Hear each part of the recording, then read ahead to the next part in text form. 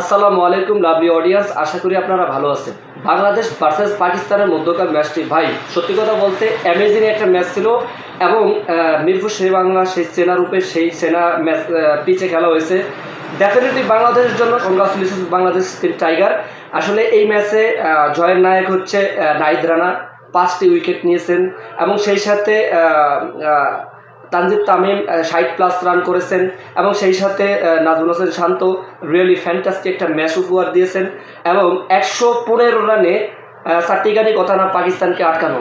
যেই পাকিস্তান যতই আর কি প্লেয়ার খারাপ আনুক অত ভালো আনুক, র্যাঙ্কিংয়ে 4 নম্বর অডি, সেই পাকিস্তান র্যাঙ্কিং 4 নম্বরে, বাংলাদেশ 10 নম্বর থাইকাতে তাদেরকে ভরাডুবি করেছে। সত্যি এটা অন্যরকম বিষয়। এইভাবে করে বাংলাদেশ ক্রিকেট এগিয়ে যাক অদূর ভবিষ্যৎ। আমরা ব্র্যান্ড অফ ক্রিকেট এরকমই চাই। টু বি ভ্যারি অনেস্ট, আমি চাই যে বাংলাদেশ যেন এইভাবে এগিয়ে যাক।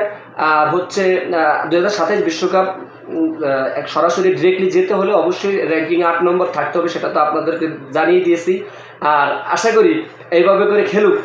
তো আপকামিং 2টি ম্যাচ থাকবে, 2টির ভিতরে দুটি যেন বাংলাদেশ জিতে এবং এরপরে থাকবে নিউজিল্যান্ড সফর আসবে বাংলাদেশে। ভাই শুধু বাংলাদেশের রীতিমতো খেলা থাকবে, অবশ্যই শুভকামনা থাকবে এক্সট্রা। আর বাংলাদেশ আসলেই ব্র্যান্ড অফ ক্রিকেটটা উপহার দিয়েছেন এবং মেহেদী হাসান মিরাজ তার ছন্দের রূপে ফিরে আসতে আছেন এবং উইকেটও পাচ্ছেন। সত্যি কথা বলতে ম্যাচটি সত্যি অন্যরকম একটি ম্যাচ ছিল। তো আপকামিং যে ম্যাচগুলো আছে শুভকামনা থাকবে। Congratulation team tiger, bad luck for Pakistan team. That's it.